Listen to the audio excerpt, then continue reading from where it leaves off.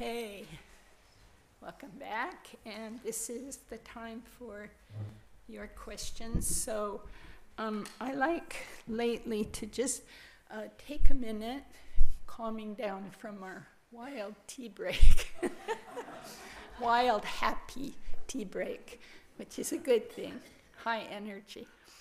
And just take a moment and think about your own question about your Dharma practice. It's good to carry questions about our Dharma practice. Even we never say them in this 45 minutes, but just to carry a question. So think about that for yourself.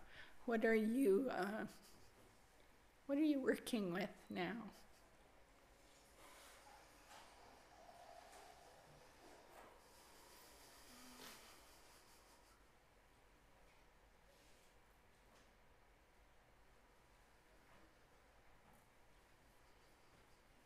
Perhaps it's a challenge, or perhaps it's a success.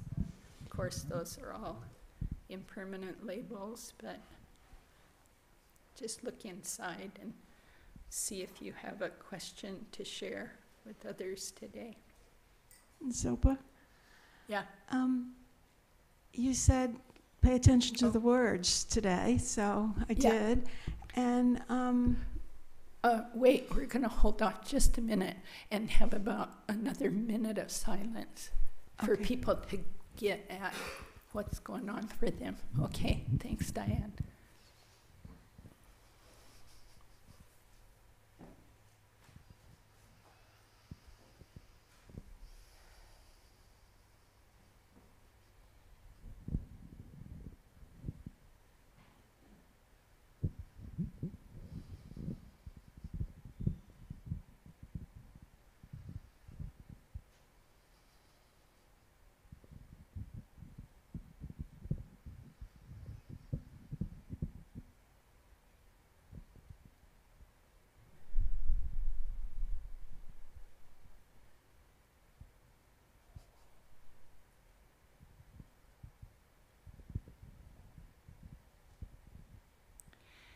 So, sorry I interrupted you, but I think I wasn't clear yet. Sorry, I wasn't clear what we were doing. Yeah. I'm wondering, when we say I and all beings go for refuge, there's a lot of beings I can't imagine going for refuge.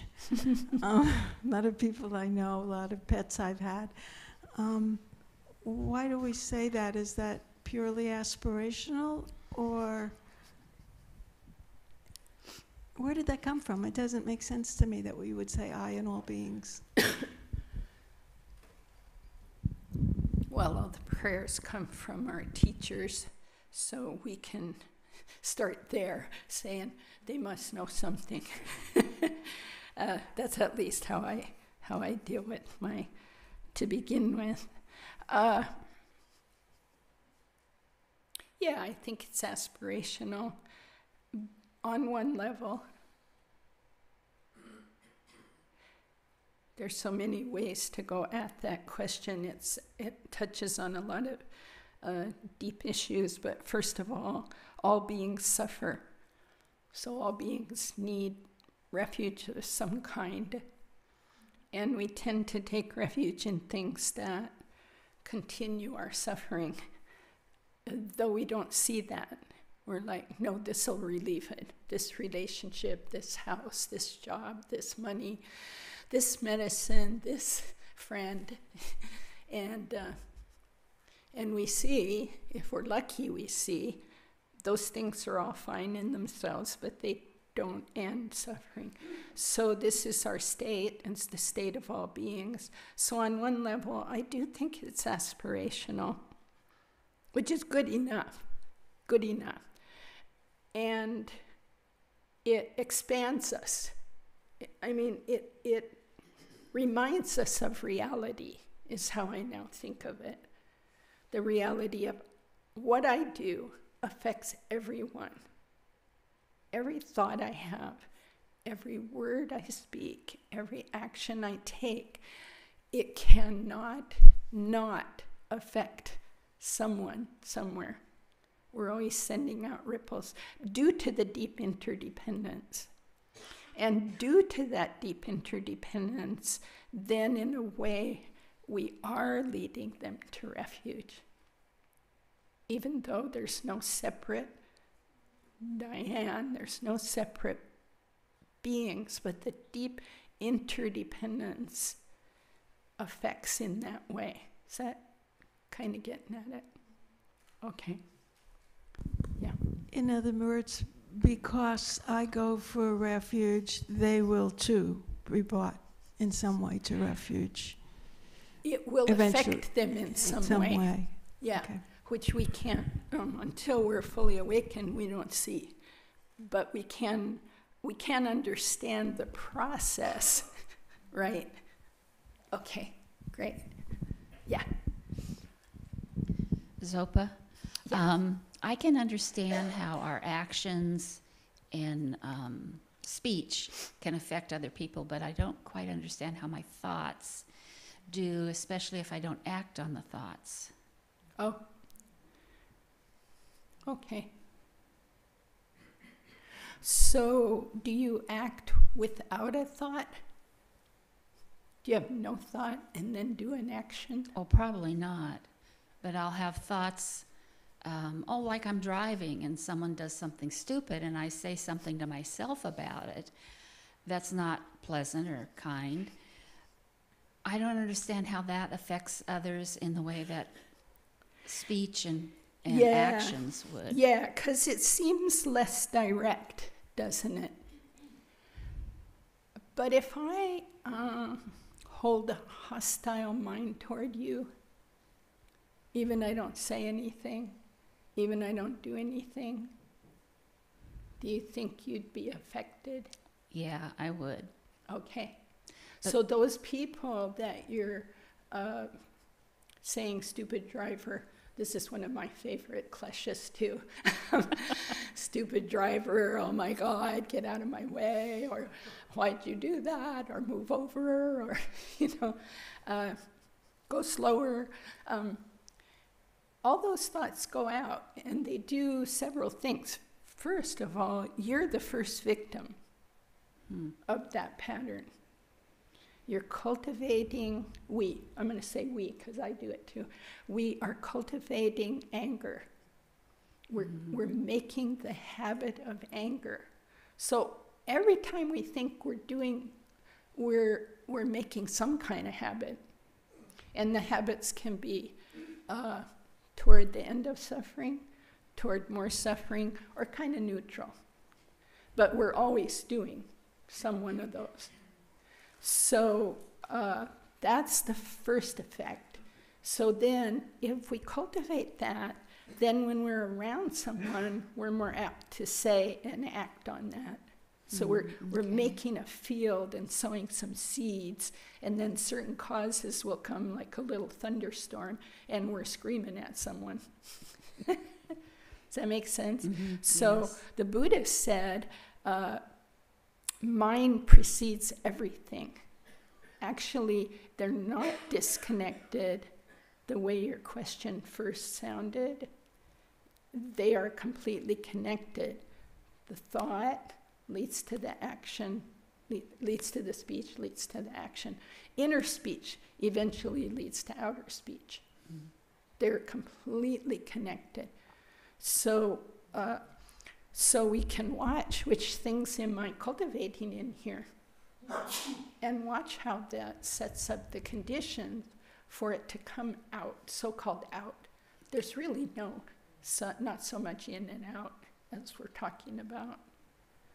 Because just as you acknowledged, if I sit here hostile towards Ruth, particularly, there's a sense of it. Mm-hmm. We sense this with each other. Mm-hmm. We come in a room and we kind of stay away from some folks because we pick up something. Now we might be projecting, or we're drawn to a warm, kind face and atmosphere. Mm-hmm.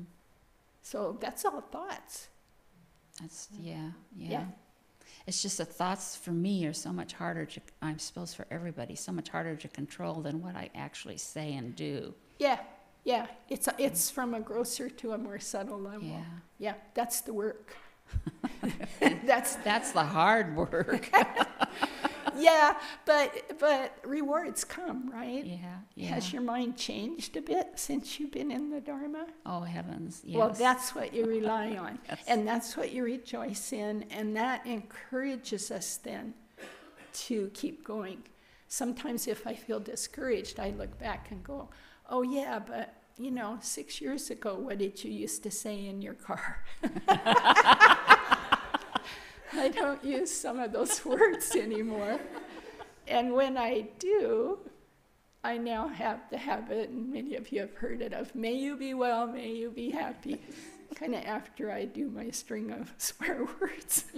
At least I remember to then go, may you be well, and may you be happy, and may I be well and happy, and may I be at peace, Yeah. Okay. Thank you. Mm-hmm.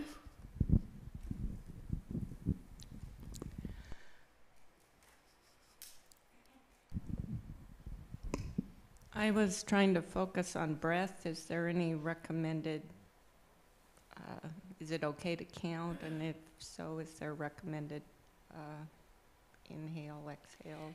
Yeah, what happens when you focus on your breath? How is it for you? Is it? We're always breathing, so I think that's hopefully. Good answer, yeah. Yeah, and you were able to kind of bring your focus there, and then it goes off and back. That's what happens. That's what happens to everyone. If counting helps, sure, it can help. And then I'll just talk about myself, and actually other people have said this. After a while, it can seem not so helpful, because then you're focusing on numbers, you know. But what I've heard, and actually what I've used at times, is do the number very softly. The main thing's the breath. And probably, if you're just beginning, maybe to 10 and then back. So not trying to keep track of long numbers. But you could also do 3 and see during that, was I on the breath the whole time? As Lama Michael's been really deeply coaching us lately, most of us really aren't on it for more than 3 to 10. Because that, for one thing, even when you get really, you do this a lot and you get, more skill, there's a little ticker tape of stuff that goes, I call it like the bottom of the TV, that little news thing. It's like it's kind of calm, but there's this little thing running across about, oh yeah, Cynthia's here and I better tell her about the car keys, and oh yeah, well, oh yeah, back, So this is just how it is. It takes a while, it takes patience, and it takes one thing Geshe Kelsang told me once, told a group of us once, that was very helpful. Just start with 5 minutes a day. 5 minutes a day. What doesn't work is doing a day with a whole bunch and then a day with nothing. So there's a sense of a tendril kind of flowing through day after day. And if we nourish it each day, then it grows more easily. Thank you. Yeah, thank you for the question.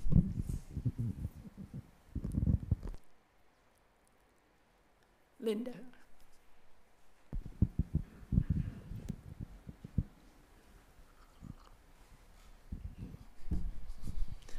So talking about thoughts.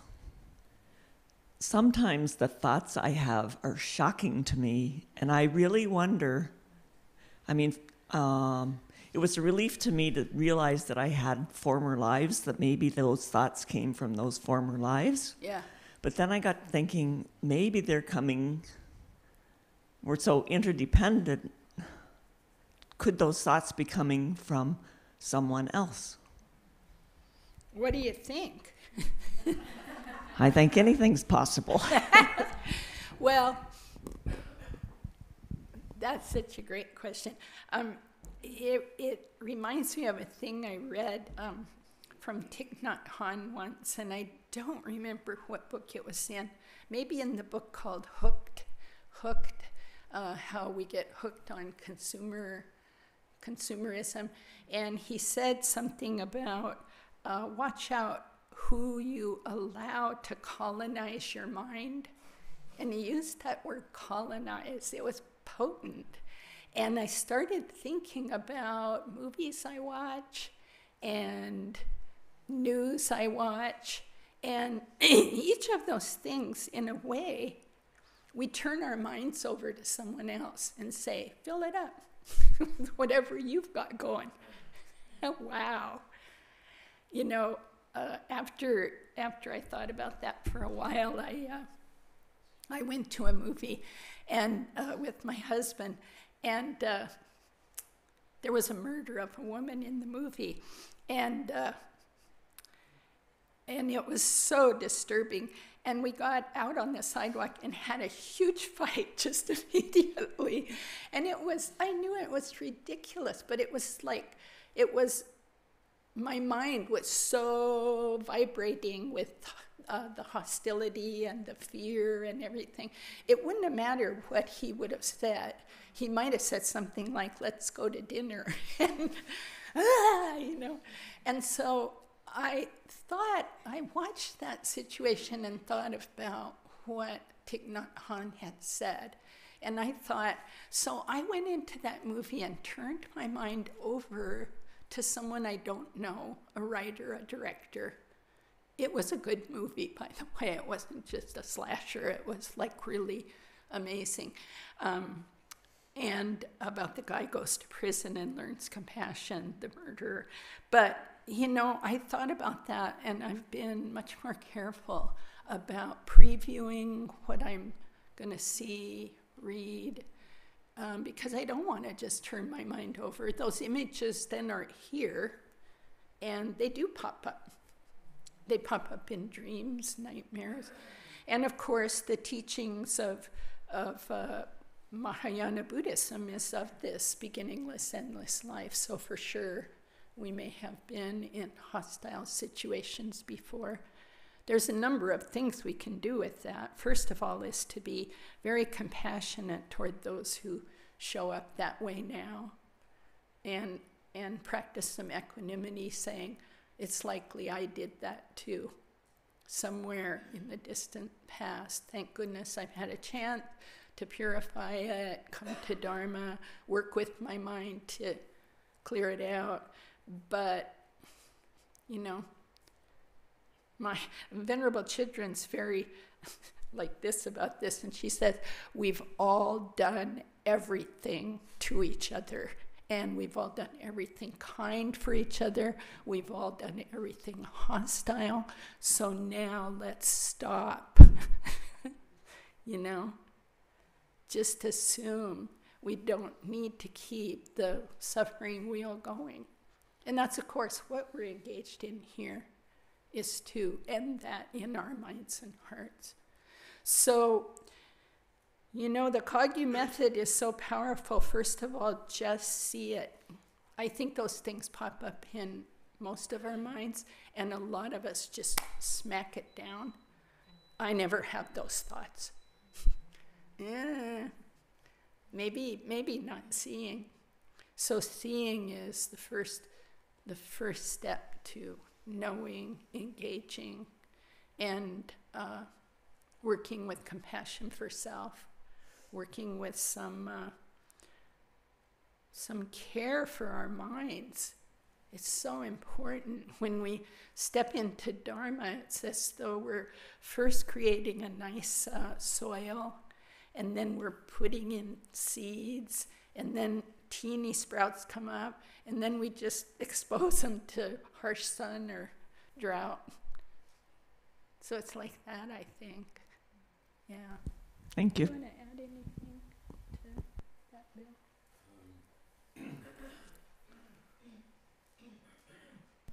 Thank you. Just the piece of speculation about where did it come from. I don't think there's much to be gained from thinking that it came from someone else.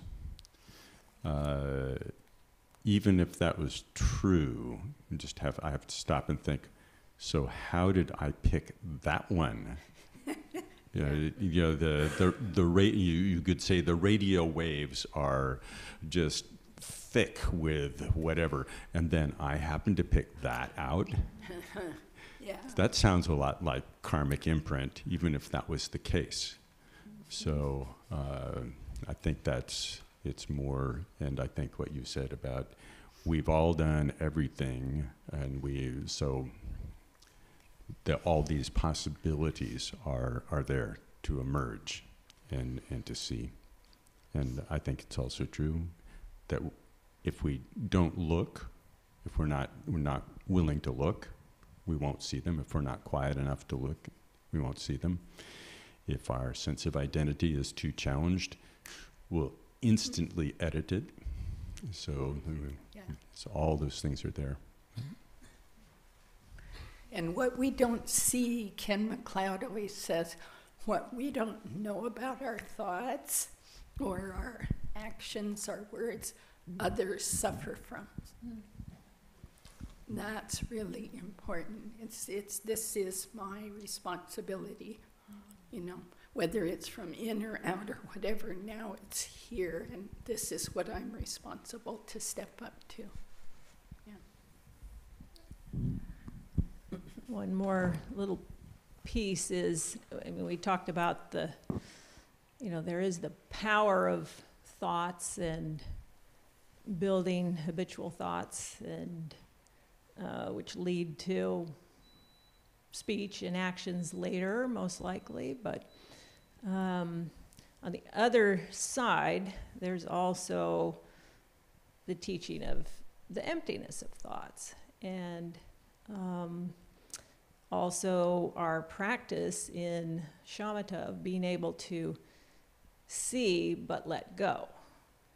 And so we see a thought like, oh, I want to kill someone.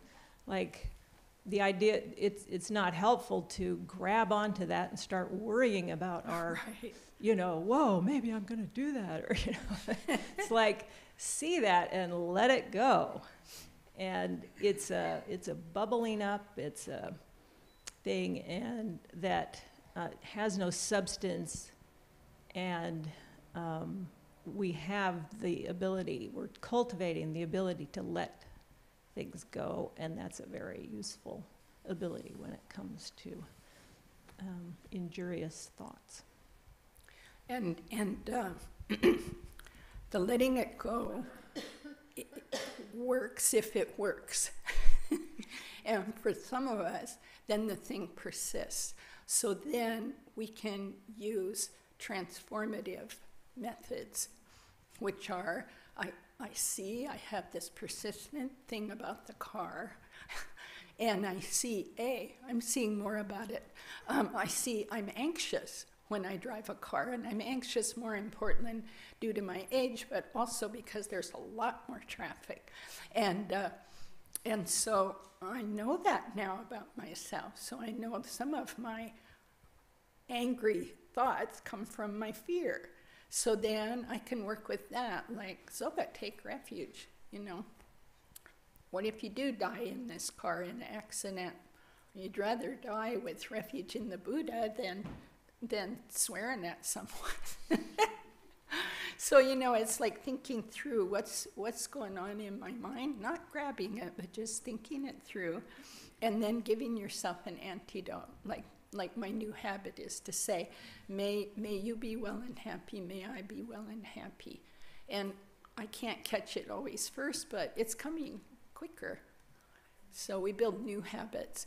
So the seeing and let go works really well for many people, for many things, and it always works if you can let go. But for me, there's persistent patterns that I need to have. I need for a while a conceptual antidote. And that's kind of a crutch on the way to actually seeing it's not even there. It just went by. Yeah. And the danger of the conceptual antidote is then what Bill was pointing out, we'll make it too real. We'll make it a big, solid, psychological, God, I'm so messed up, and, you know. And we don't need to do that either, because now we've just spun the wheel more. And the star of the wheel spinning is me. I'm bad, I'm terrible, or I'm great, or I'm nothing. But always look, if the star of the story is you, then just, you know, see that too. Starring me. Who's that? Which Zopa? I was wondering if you could just speak a little bit about some of the redeeming qualities and practices around Amitabha that you're going to go on the retreat for. Well, you know what I'm going to do is refer you to the Shravasti Abbey website, which is shravasti.org, and I'll write it down for you at the end, because it's not a practice that KCC is doing. And Venerable Children, as usual, already has probably 30 hours of teachings on their videos and the chants and the actual sadhana. Yeah. And she is engaging in it in many levels, not simply the Pure Land level of chanting Amitabha's name in order to get to Sukhavati, but on the level of transforming your mind and on the level of it's ultimately empty of any Sukhavati. Okay, she's got more there than you'll be able to get hold of probably, unless you have many, many free hours.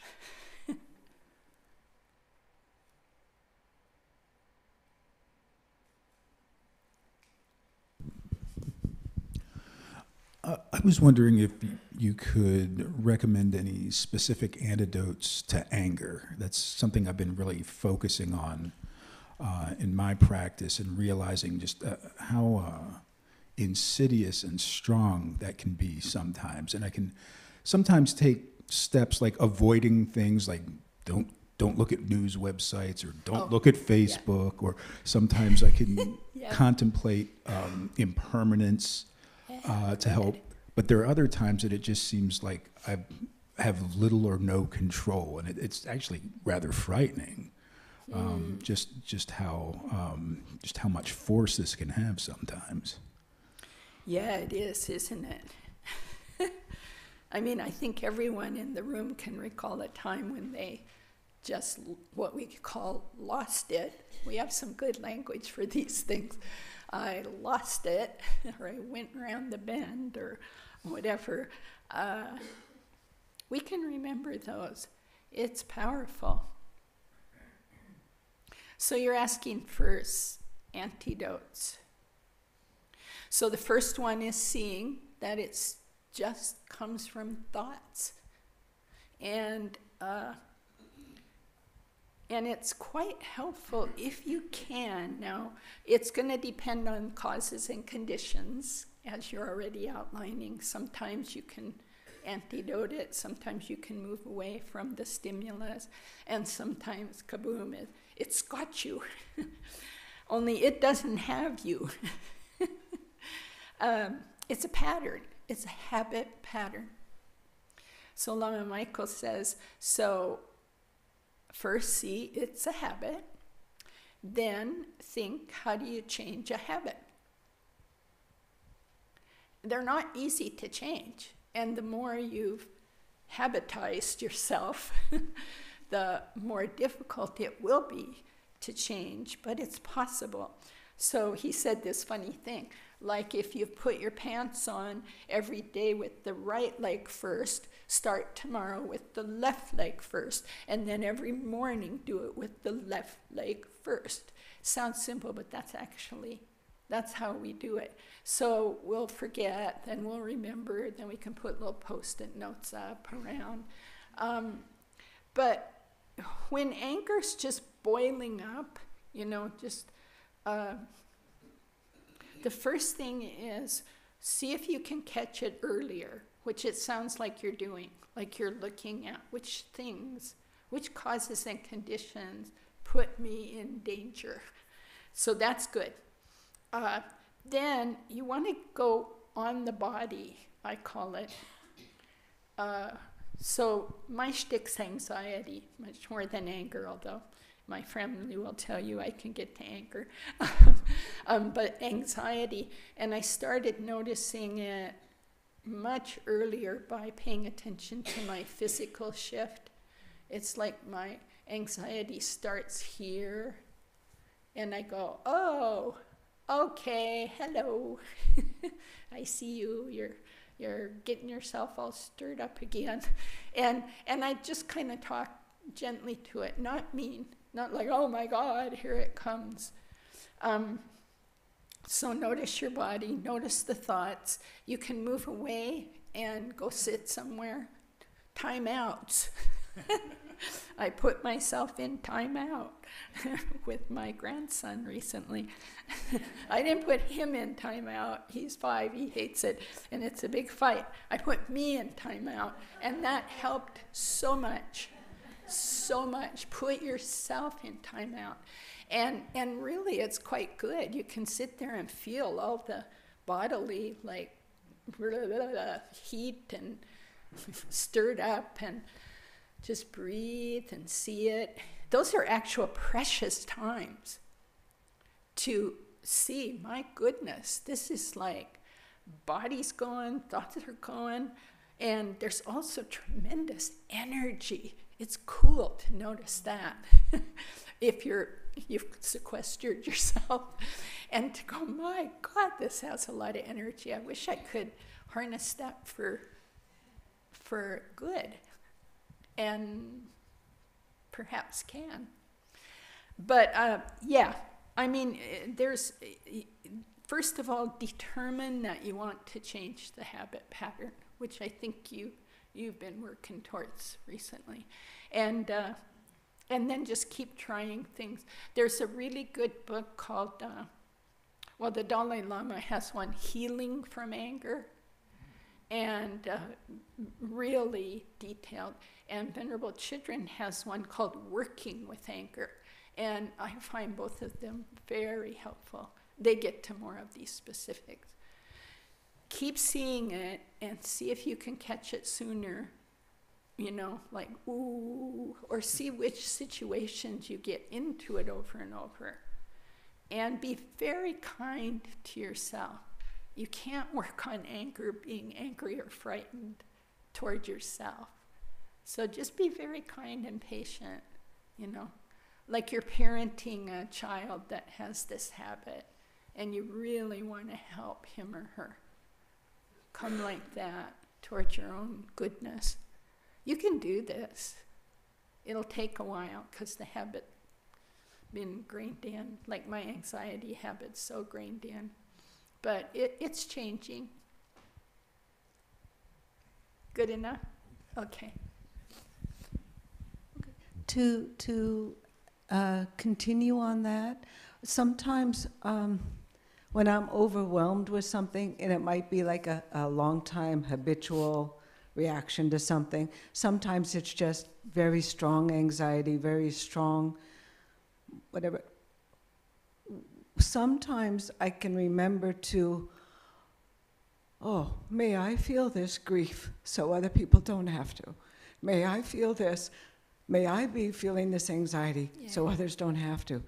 And I was wondering, when you asked for an antidote, is that like really playing with fire to try to do like, may I feel this anger so that others don't have to? It might be like playing with dynamite, I don't know. Is that a possible, because when I try it with other strong things, as soon as I'm aware and try it, it dissipates. Yeah, and it dissipates because you've gotten off the little I. The little strong I, and the I gets very strong with strong emotions. It's sort of glowing, and it shuts out all others. So when you tonglen like that really quickly, and it can be quickly, you've come off of that little I and you've expanded. I think of what Bill says, run the experiment, you know, try it with the anger. And what's to lose? We're already suffering from it. So. And if I'm not here to come back next week, you'll know. Yeah, run the experiment and then quickly put yourself in timeout. Anything to add to that? Yeah, good. Good question. It's. I think that's if you can really manage that. But one of the pieces that I think that's implied in what you've said and applicable both to your question and Crawford's is that you have to take some real time while you are in kind of neutral space to really come to the conclusion that you're going to try to do this and why you're going to try to do this.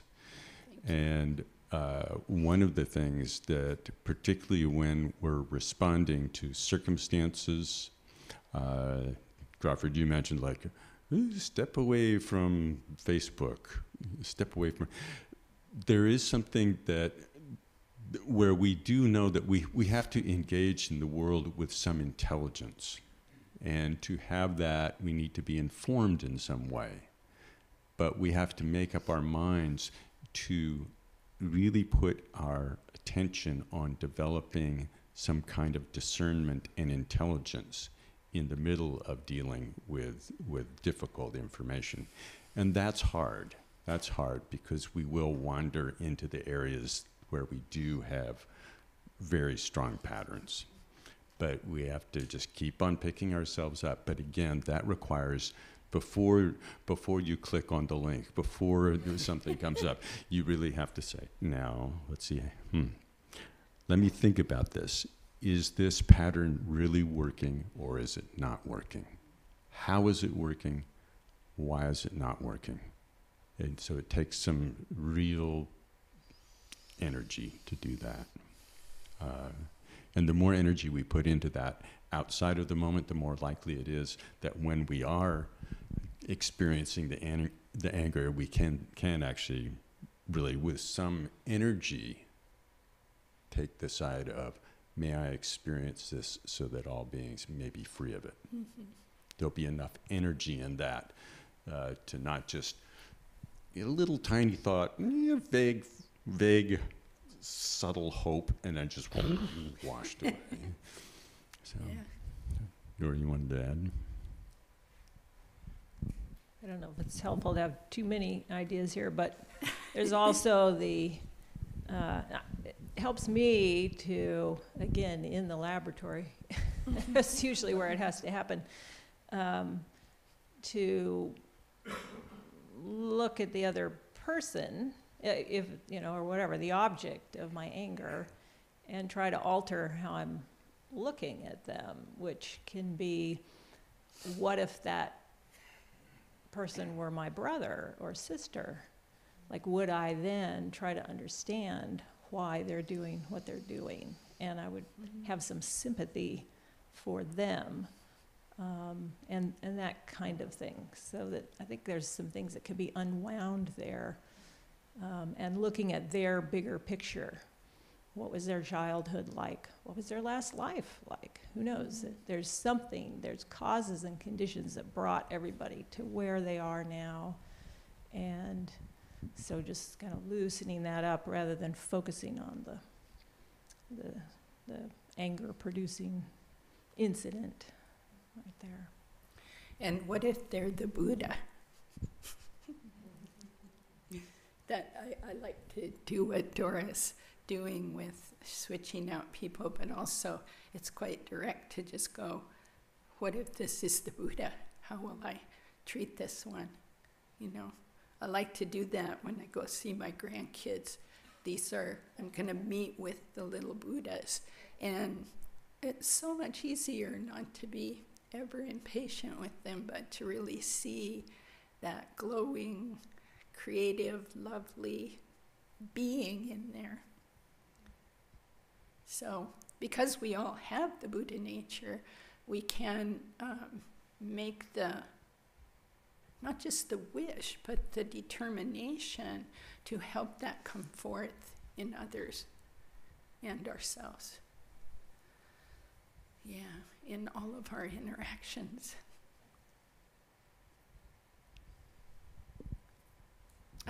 Addie? Yeah. I'm like you, Zopa. I'm quite sensitive to films and like outside influence. Yeah. And I've learned to be really kind with myself about that over the years, because sometimes people would kind of shame me or be confused about why I just can't deal with violent things on a film or in a play. And I don't necessarily need to explain myself at this point to other people, but I just know that's something I can't handle.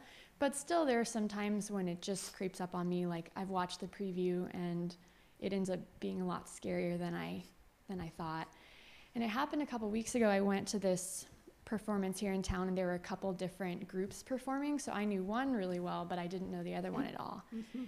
And one person was kind of wanting to express through art what it feels like for them when they're in a state of, I think, something akin to like paranoid schizophrenia, where it's just this chipper music, but with really dark phrases and things, I guess, that they're hearing. And when I am in those moments, I just totally shut down and I curl up and I cover my ears, and I leave if I can, but at that point there were just too many people in the row and stuff. Yeah. And even though it was horrible, it was the first time ever that I had this little voice saying, you know, you even could practice mindfulness right here. And I didn't actually practice mindfulness, but it was like this little sliver of an invitation of when I'm in that kind of panic state or, you know, amygdala state, that I don't have to kind of go away for a moment. And so I'm curious about, in those moments where it's a little bit against my will that I'm exposed to something, kind of like a little mantra. Yeah, where you're sort of stuck. Yeah. Well, first I'm going to tell you where the practice could lead.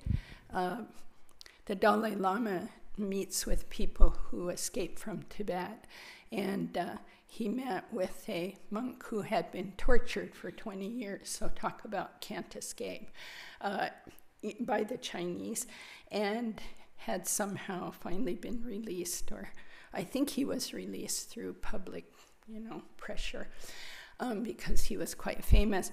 And the monk, of course, was crying to be in the presence of the Dalai Lama and be free. And the Dalai Lama said to him, "What was the hardest thing for you?" And he said, "The hardest thing was that I thought I might lose my compassion for my torturers." Wow. So that's pretty far out there, right? But how clear he was about his goal, his mind training, was protect the compassion in his mind and project it to them. So we can do this. So it's not, the mindful doesn't just mean, I see I'm curled up, I see I'm freaked out. Breathing would help in that moment.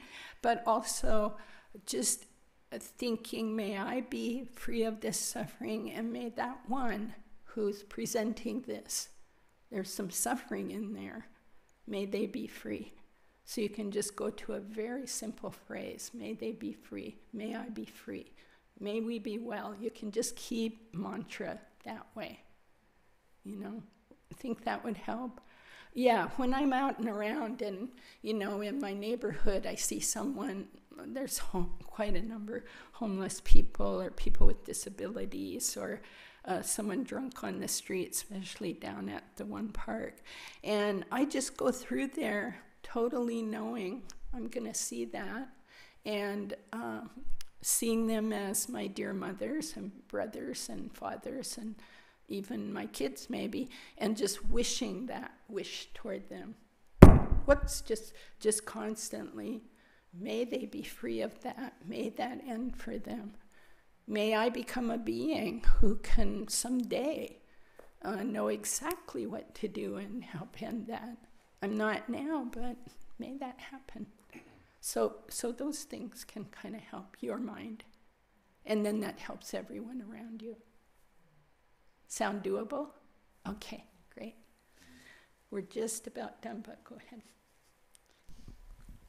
I think you should also appreciate that moment of freedom that you did have just by entertaining the thought that I don't have to be trapped. You had like, I could practice, I could. And in that moment, it sounded like you experienced some degree of freedom in the midst of it. Yes. And so just even though it was an instant, we have to always be appreciative of these instants because they're basically proof that we could be enlightened. Just that instant. We have a lot of momentum going on, and that momentum will carry on. But when we recognize and celebrate those instants, even just in calm abiding, oh, I was distracted, and back again. Like that. Yeah, proof. Okay, maybe one last question. Zopa? Yeah. Oh, Linda. The question was just a comment. If I'm at overwhelmed position in a situation like you were describing in the film or the concert, my default, if I'm really like about to lose it, is to take refuge. Yeah, so Linda B is saying her default is to remember to take refuge. Yeah. Over and over again, right? Yeah, I do too. And just Buddha, Dharma, Sangha, Buddha, or just Buddha, Buddha, Buddha, Tara, Tara, and pour light down on it. There's so many ways to help our minds. Okay, thank you so much for wonderful questions and for sitting with us.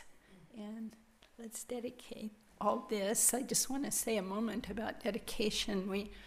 We've created a lot of positive momentum, and we do that every time we do anything positive. So we can dedicate all day long, like you. I now dedicate my times with my grandkids. When I walk to my car, I say, may that lead us all to full enlightenment. So we want to acknowledge the goodness, and then we want to not hold on to it, but share it with all beings. Okay? By this virtue may I quickly realize Mahamudra and establish all beings without exception in this state.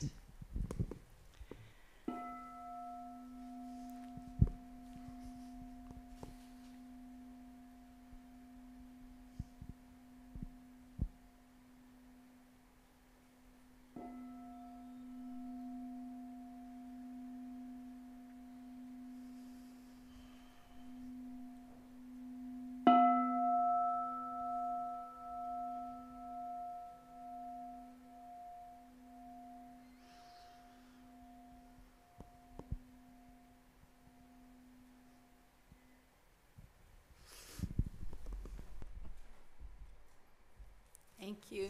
Have a good week and a good month.